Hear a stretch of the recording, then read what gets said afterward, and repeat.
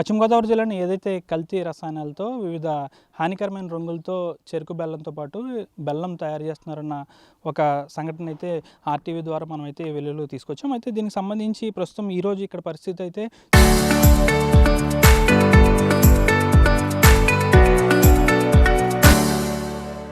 చాలా చోట్ల అంటే ఈ చుట్టుపక్కల ప్రాంతాల్లో కంచిస్తంభవారిపాలెంతో పాటు ఒల్లూరు తోట ఇతర ప్రాంతాల్లో ఈ చెరుకు బెల్లంతో పాటు బెల్లంని కూడా తయారు చేస్తుంటారు. వాస్తవంగా చెరుకు ఇక్కడ తక్కువ పండిస్తూ ఉంటారు. అన్ని చోట్ల కూడా చెరుకు బెల్లం అనేది ఇక్కడైతే తయారు చేయట్లేదు. కొన్ని చోట్ల అంటే 2 నుంచి 3 ప్రాంతాల్లో మాత్రమే చెరుకు బెల్లం అనేది తయారవుతుంది. మిగిలిన చోట్లంతా కూడా వివిధ రసాయనాలు హానికరమైన రంగులు వేసి బెల్లాన్ని అయితే తయారు చేస్తున్నారని చెప్పొచ్చు. అయితే నిన్న కూడా చాలా చోట్ల ఇదంతా కూడా బెల్లం అయితే తయారైంది. కానీ ఈరోజు మాత్రం కొన్ని ప్రాంతాల్లో ఈ చెరుకు బెల్లం తయారు చేస్తారు. అయితే ఏదైతే రసాయనాలతో బెల్లం తయారు చేస్తున్నారని ఒక విమర్శ ఉందో దీనికి సంబంధించి ఈరోజు చాలా చోట్ల షాపులు ఏదైతే తయారీ పరిశ్రమ ఉందో దీనికి సంబంధించి చాలా వరకు కూడా ఈ విధంగా మూత వేశారు. అయితే సక్రమంగా ఒకవేళ కనుక వీరు రసాయనాలు ఉపయోగించుకుంటే సక్రమంగా పనిచేస్తే ఈ విధంగా ఈరోజు ఎందుకు క్లోజ్ చేస్తారనే దానిపై కూడా కాస్త విమర్శలు అయితే ఎదుర్కొంటున్నారు. ప్రస్తుతానికైతే ఈ ఒల్లూరు తోట కంచిస్తంభవారిపాలెంతో పాటు ఇతర ప్రాంతాల్లో ఉన్న ఈ బెల్లం తయారీ పరిశ్రమలు దాదాపు ఎన్నో ఏళ్ళుగా కొనసాగుతున్నాయి. గతంలో ఇక్కడ చెరుకు పరిశ్రమ అనేది పెద్దగా ఉండేది కాబట్టి చెరుకు నుంచి బెల్లం తయారు చేసేవారు. ప్రస్తుతం చెరుకు పంట ఇక్కడ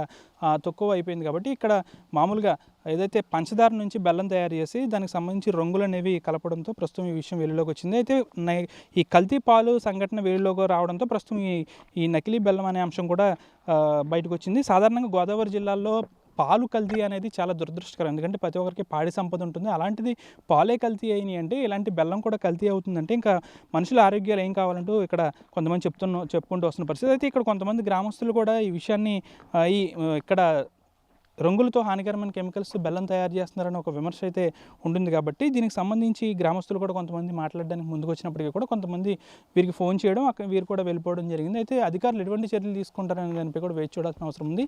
ప్రజల ప్రాణాలను రక్షించాల్సిన అవసరం ఆరోగ్య శాఖ అధికారులతో పాటు ఫుడ్ సేఫ్టీ అధికారులు కూడా ఎంతనే ఉంది. కాబట్టి ఈ ప్రాంతాల్లో వచ్చి శాంపిల్స్ సేకరించి అసలు ఇక్కడ రసాయనాలు కలుస్తున్నాయా లేదా అనే దానిపై కాస్త వివరణ ఇచ్చి ప్రజలకు వివరణ ఇవ్వాల్సిన అవసరం ఎంతనే ఉంది. ప్రస్తుతం అధికారులందరూ కూడా కల్తీ పాల అంశం ఉంది కాబట్టి అధికారులు ప్రతి ఒక్కరు కూడా కల్తీ పాలకు సంబంధించి విధుల్లో బిజీగా ఉన్నారు. కాబట్టి కనీసం వారి యొక్క విధులు ఫ్రీ అయిన తర్వాత ఈ ప్రాంతానికి వచ్చి శాంపిల్స్ సేకరించి ఇక్కడ జరిగే వాస్తవాన్ని ప్రజానికానికి వివరిస్తారా లేకపోతే ఈ విధంగానే ఈ విధంగానే కొనసాగిపోతుంది అనేది అయితే మాత్రం వేచి చూడాలి. వీడియో శేఖర్ తుమ్మన ఆర్టీవీ వల్లూరు తోట గ్రామం నుంచి. Local to global news at your finger tips.